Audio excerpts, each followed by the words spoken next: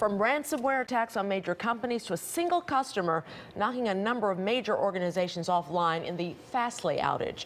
Recent issues are exposing serious vulnerabilities in the country's internet. For sure. And so to talk about cybersecurity, we're joined by Jonathan Trimble, the founder and CEO of BON Cybersecurity. Jonathan, thanks for being with us. I'm going to talk about the hackers with you in just a second, but first let's get to this Fastly issue. It seemed like an innocuous development, but it had devastating consequences. Tell us about that and how we fix that and keep it from happening again.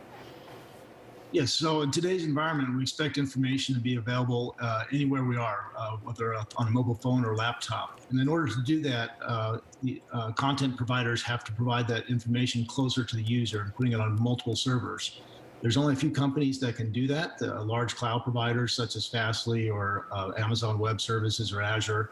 And so when those providers go down, it has a very large effect that affects a large part of the internet. But how can an obscure company like Fastly, kind of take out a bunch of organizations?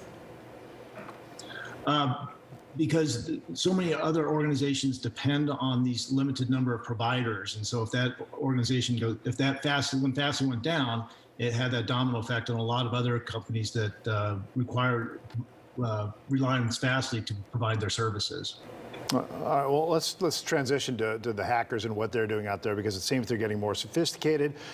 These ransomware attacks are never ending.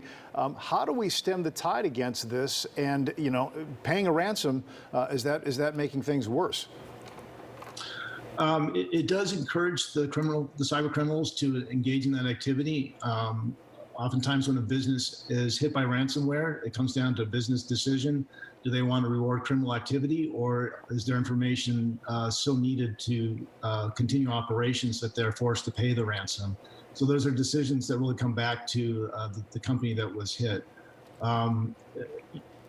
Companies and individuals can protect their information at home. They can use basic cyber hygiene.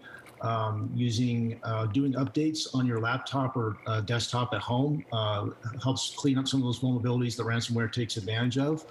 Don't click on suspicious links that you might find in an email. And then employing two-factor authentication in the applications that you can makes it much more difficult for hackers to access your system.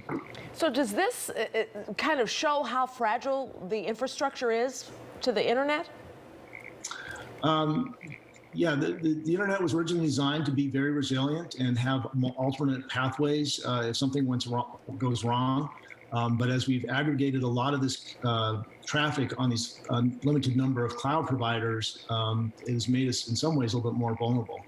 Well, a lot of it seems to be out of our control, but the things that we can control, as you said, don't click on links, work on the password, do the two-factor authentication. What about this Alexa Sidewalk?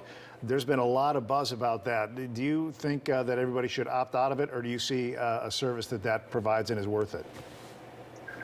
A lot of devices out there. I think it comes back to a decision as far as privacy versus convenience. There's a lot of devices, whether it's Alexa Sidewalk or any type of at-home devices, you are giving permission for those devices to monitor your activity, which might make it more convenient for you, but you're also giving up a lot of information that you might not be aware of how it's being used.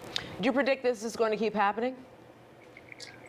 For the foreseeable future, yes. It's a never-changing landscape. I mean, we introduce new technologies, but then the cyber criminals take advantage of those. So it's always a cat and mouse game.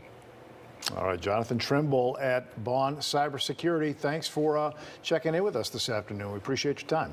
Thank you. Let's check in with Tom Skilling right now. Hey, Tom. Micah, Ray, it's